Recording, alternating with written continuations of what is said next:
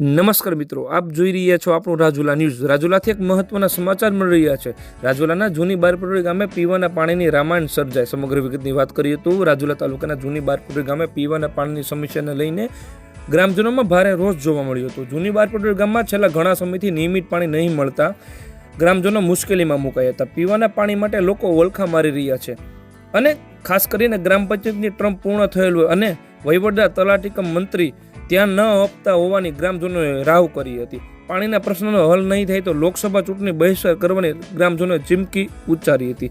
આપ જોઈ રહ્યા હતા આપણું રાજુલા ન્યૂઝ।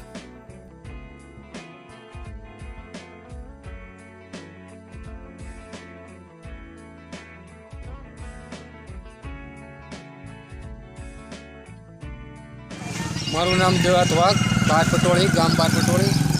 અમારે જૂની બારપટોળી અને નવી બારપટોળી પીવાના પાણીનો છેલ્લા એકાદ મહિનાથી એવો પ્રશ્ન છે કે નર્મદાનું જે પાઇપ લાઇનથી જે પાણી આવે છે અમારે એ પાઇપલાઇનથી પાણી નર્મદાની ટાંકી ભરવા નથી આવતી, જેથી અમારા ગામમાં પીવાના પાણીનો વિકટ પ્રશ્ન ઊભો થયો છે। ઉનાળો હોય ત્યારે હાલી રહ્યો હોય તો એક અમારો બીજો મુદ્દો એવો પણ હતો કે ભાઈ અમને ઉકડિયાનું અમારું જે મેન તળાવ છે અમારા ગામનું એ ભરી દેવાની વાત હતી વર્ષ દિવસ પહેલાં। બધા નેતાઓ આવતા જ્યારે પ્રસારમાં ત્યારે એવું કહેતા કે અમે ભરી દઈશું, આજ દિન સુધી ભરાણું નથી અને પીવાના પાણી માટે પણ પાણી જે આપવું જોઈએ અમારા ગામને મળતું નથી, જેના લીધે અમારા ગામના મજૂર માણસોને 500 રૂપિયા દઈને ટાંકા મગાવવા પડે છે।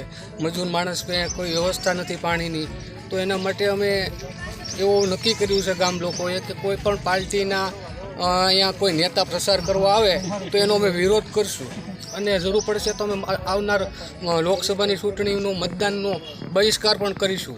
એટલે અમારા ગામમાં કોઈ પણ પાર્ટીના નેતાઓને આવવું હોય તો અમારા આ પ્રશ્નને સોલ્વ કરવો પડશે, નહીંતર અમારા ગામમાં પ્રવેશ કરવા દેવામાં આવશે નહીં। અને આગામી દિવસોમાં હજી જો અમારા અઠવાડિયામાં પ્રશ્ન નહીં સોલ્વ થાય તો અમે ગ્રામજનો રસ્તા રોકો આંદોલન કરવું પડશે કે જે કાંઈ કરવું પડશે એ કરીશું। એટલે જેમ બને એમ અમારો પ્રશ્ન આ સોલ્વ થાય એવી અમારી ગ્રામ લોકો તરફથી મારી એક ભીખાભાઈ ખોડાભાઈ શું પ્રશ્ન છે? પ્રશ્નો અમારે બારપટોળીમાં પાણીનો પ્રશ્ન છે। પાણી અસોડું એટલા જમણ થાય 15-20 જમણ છે, અસોડે એકે ગામમાં પાણી નથી આવ્યું। તમારા ગામમાં સરપંચ કોણ છે? સરપંચ અટાણે કોઈ નથી, ગામ પંચાયતમાં મેં હતા। ગામ પંચાયત અમારે પૂરી થઈ ગઈ, 20 વર્ષ થવા આવ્યા। આ કોઈક હડિયા કરીને કોઈ કહે છે વહીવટદાર છે, એ આને કોઈ આખા ગામમાં કોઈ એને પહેલે નથી ને એ કોઈ દી આવ્યા નથી ને કંઈ કંઈ એવા ફોન કર્યા પણ એનો ફોન એને ઉપાડ્યો નથી, એને કંઈ જવાબ દીધો નથી કે મારી પાસે 4 ગામનો મારે વહીવટદાર છો, એને કોઈ જવાબ દીધો નથી।